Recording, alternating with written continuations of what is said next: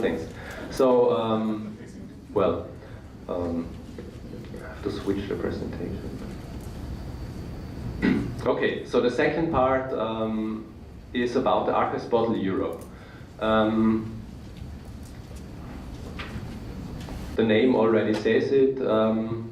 It's a portal for European archives to present their metadata and their data to the general public and to enable research, working with the data. Pretty much the same as with Monasterium and with, for instance, Opatija. It's just a way to give access to the documents to the general public in a more easy way. So basically, it's a portal for archives. So it aims to take different kind of archival material. For instance, you have maps, you have all sorts of register books, of course you have charters, genealogical records, stuff like that. And in a different way than Monasterium, it tries not to publish it themselves. Like we in Monasterium, we host the actual charters, the actual metadata, and you can work with and on the data. The Archives Portal Europe is only a linking platform. You can find the data in the portal, and in the end you get a link where you can visit the actual document in on the website of the archive, for instance, or for instance on Monasterium. We also have data from Monasterium in the Archives Portal Europe. So it's basically like a search environment, like a dictionary or something. Not dictionary is not the right word. You can look up stuff, but it doesn't really try to replace the own websites and the own digital access points of the archives themselves. It doesn't host any metadata. So it's basically only a gateway. As you can see here, this is, for instance, a charter from Monasterium that we uploaded. You have here, this is the abstract that is actually taken from Monasterium, and the image is only a thumbnail image that you can click. And when you can click it, you get to the part from Monasterium where you can access the metadata of the charter. So it's basically an environment where you can research and find different things. To use them, you will have to go to the different archival platforms themselves. So it's not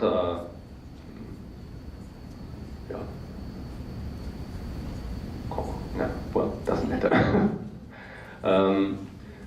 So the basic thing about the Archives Portal Europe is that it tries to make access to the document more easy and more widely available. For this, it has different kind of approaches to get to the actual data.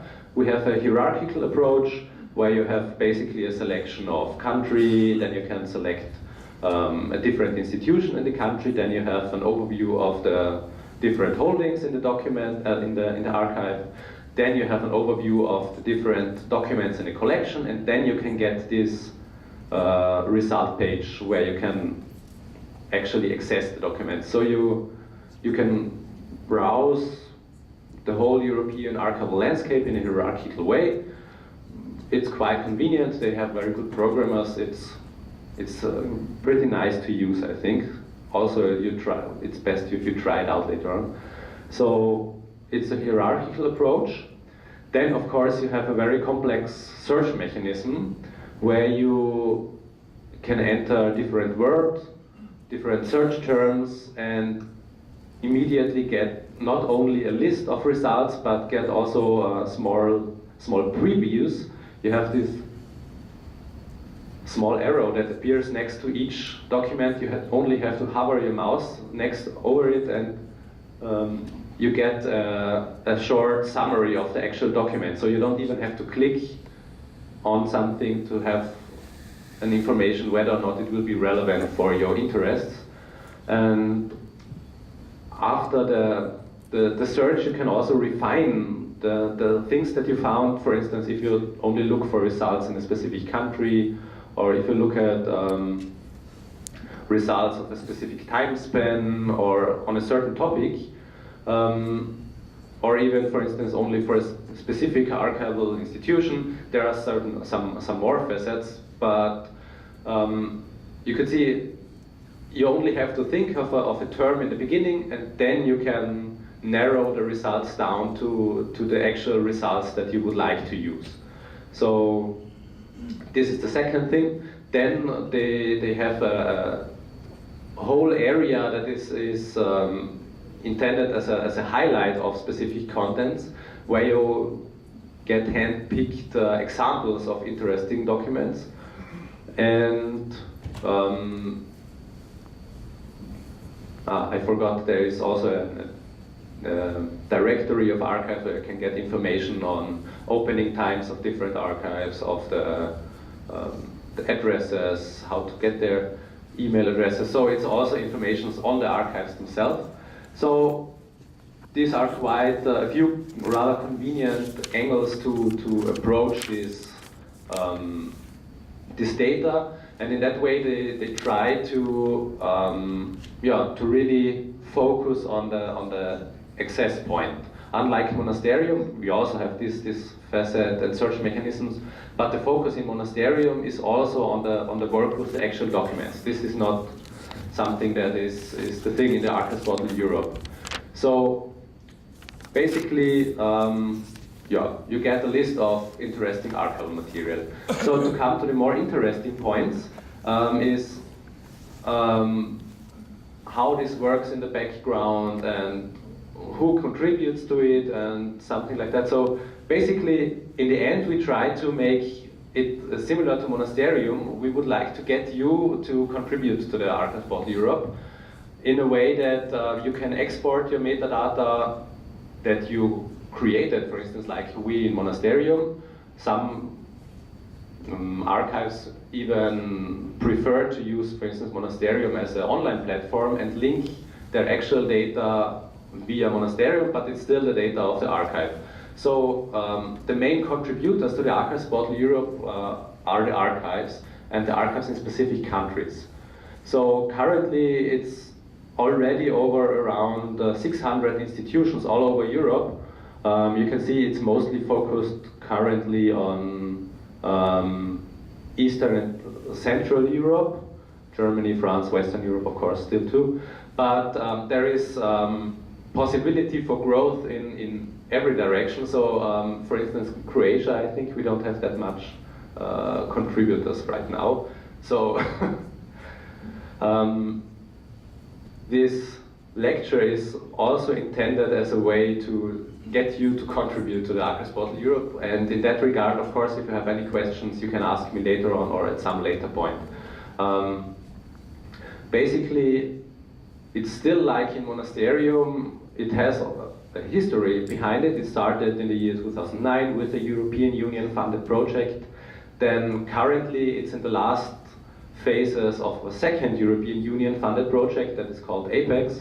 And starting from 2015, there will be the so-called Aid Foundation that will be carried out by mainly the state archives that will be the members of the Aid Foundation, but still the individual archival institutions can be a member of the Archives Portal Europe in a way that they contribute data. So there is certain staff that is working for currently the project, but also starting from fall 2015, working for the Aid Foundation that is responsible for the development of the platform, for giving information on how to contribute, how to use the data, and to support archives. But apart from that, most of the organization will be carried out by the member countries themselves. And in every country, there is a little bit of a hierarchical organization. You have mostly the National Archive as the country manager that manages the accounts for all the institutions, manages the public display of the archival landscape, For instance, different regions in Austria have different kind of archives in it, and all this thing is managed by the country manager, and this is also the first contact point to ask something if something is unclear, and he or she will contact the actual staff at the APE to create a dialogue with who is able to answer questions. And the country manager gives the support to institution managers, and these are the actual archives that could be a member. So yeah, pretty much everybody here probably could be an institution manager, and this means the institution manager is the person that is responsible for the upload and the management of the actual data that is visible in the Archives Portal Europe. Basically the links and yeah, the visible part of the data. And both country manager and institution manager will get support by the APE programmers or by different parts of the APE team when they have need of help. So it's a little bit similar to the thing that I described in the beginning with Monasterium. We have all sorts of different metadata in different formats. You have the different archival management software. I also included Monasterium as a data provider in a way, because to be able to contribute to the Archives Portal Europe, we will have to export data from Monasterium, we have to export data from Archinet, we have to export data from Access databases or whatever, transform it into the internal data format that is used by the Archives Portal Europe. It's called mostly EAD. It's a sub version of the EAD standard. A lot of software products can already export in this way. And that is the data that you will be able, or that the institution managers will import into the actual APE database. And to that, basically you have 3 different kinds of metadata format available to use. The first is the EHG format that is used to just store information about the archives, like I said before, opening times, the address, who is contact person, stuff like that. The actual archival metadata on the documents is in the EAD format, and you have 2 different file types, which I will explain in a minute. This is the actual content, and then you have a third XML format that we currently don't use that widely because we don't have a lot of data, but it's used to store, for instance, information on specific persons that might be responsible for the creation of a charter or might be mentioned in a document, stuff like that. Data on persons. So the most important 2 files are holdings guides and finding aids. These are the actual things that you would have to create to be able to upload data in the Archives Portal Europe. The first one is the so-called holdings guide. This is the thing the part of the data that describes the hierarchical structure of an archive. For instance, you would have the name of the archive, then you would have the different departments of the archive, then you would have different collections inside this department, stuff like that. This is the thing where users start to browse in a hierarchical way to find the data that they want to find where they are not using the search. This is what I described earlier with the hierarchical approach, where you just at first get the country, then you get the institution, then you get the department in the institution, and stuff like that. And how detailed this is actually made, it's really up to you. For instance, some archives prefer to really create a complex holdings guide that represents the whole internal structure.